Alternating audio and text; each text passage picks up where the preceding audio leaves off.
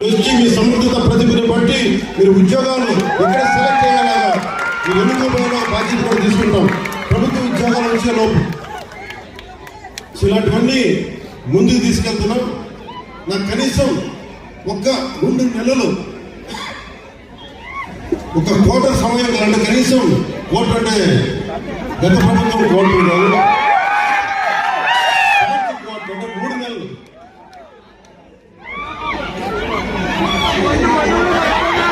ఆ ముందు ఇంకా ఉంటున్నారా?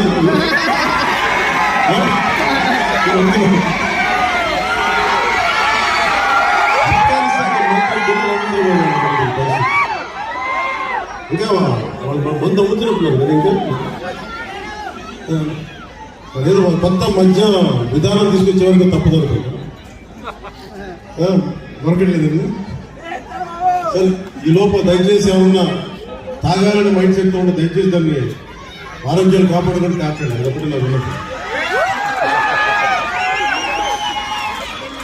అలాగే మీకు అందుబాటులో ఉండేలాగా నేను నిరంతరం రావడానికి లేదు. ఒకేసారి నా మీద అందరం మీద పడిపోతే కష్టమైపోతుంది. అందుకని కొంచెం పెద్ద స్థలం తీసుకున్నాం. మీరు రాకపోకలకి ఇబ్బంది లేకుండా ఉండేలాగా భారతదేశం మొత్తం జనసేన 21 సీట్లు గెలిస్తే భారతదేశం అంతా ఎలా చూసిందో పిఠాపురం అభివృద్ధి భారతదేశానికి ఒక మోడల్ లాగా ఉండాలి.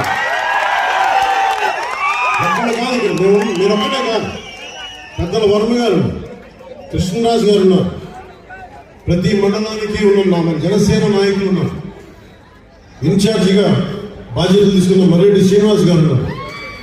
మీరు దమ్ముండి ఇక్కడే పిఠాపురం వచ్చే మెజారిటీతో అబ్బాయి గెలిచేశాడు. దాదాపు 70 ఇక్కడే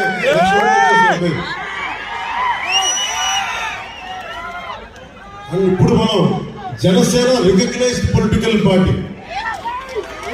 చాలా కష్టం, ఎన్ని దెబ్బలు, ఎన్ని ఆటుపోట్లు, ఎన్ని తట్టుగా నిలబడ్డామంటే నా గురుగారు అబ్బాయి చెప్పారు.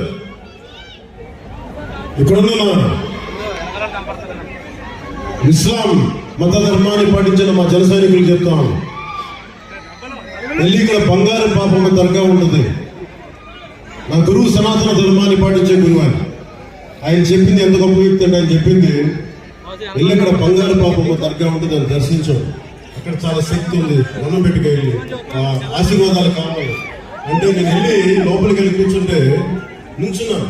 ఇంతే ఉంది స్థలం, అపారమైన శక్తి ఉన్నది, ప్రశాంతత వచ్చింది, దీవెన వచ్చింది. అలాగే ఆంధ్ర బాప్టిస్ట్ చర్చ్కి వెళ్తే, మన వెనకాల ఆంధ్ర బాప్టిస్ట్ చర్చ్కి వెళ్తే చాలా అద్భుతమైన ప్రార్థనలతోటి ఆ క్రీస్తు సూక్తాలు మనకి స్తుతులతోటి ఆ ప్రార్థన జరిగినందుకు ఆ చర్చ్ ఫాదర్స్ అందరికీ కూడా పెద్దలకి 2 చేతులకి నమస్కరిస్తుంది.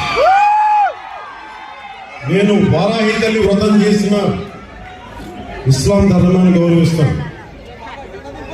నిన్న మా స్నేహితులతో చెప్తా ఉన్నా, బైబిల్లో మా టీచర్లు చెప్పారు, శిరోమణి టీచర్, ఆవిడ క్రిస్టియన్ ధర్మాన్ని పాటించే టీచర్. ఆవిడ చెప్పిన వాక్యాలు గుర్తుండిపోయాయి. తను తగ్గించుకున్నవాడు హెచ్చింపబడును అంటే నాకు ఇష్టం ఆ వాక్యం. అది పాటించారు అనుకుంటా. 60 సీట్లో పోటీ చేద్దాం అనుకుంటే లేదు, 40 సార్లు, 40 కాదు అంటే సరే 35, 30 కూడా కాదు, 25 కూడా కాదు, 21 అంటే 21 మొత్తం గెలుపు దేశం మొత్తం మాట్లాడుకునేలా చేసింది. నేను బైబిల్ సూక్తి గుర్తొచ్చింది. ఒక బైబిల్లో ఉన్న సూక్తి ఎంత గొప్పది అంటే, తనని తగ్గించుకుంటే హెచ్చింపబడతామంటే ఇంత మించిన సాక్ష్యమే కావాలి. 21 స్థానాలకి నువ్వు పోటీ చేస్తే 100కి 100% గెలిచి దేశమంతా మాట్లాడుకునేలా చేసిందంటే ఆ బైబిల్ సూక్తి ఎంత గొప్పదో మా టీచర్కి, ఆ శిరోమణి టీచర్కి ఆ తల్లి ఏ లోకంలో. అలాగే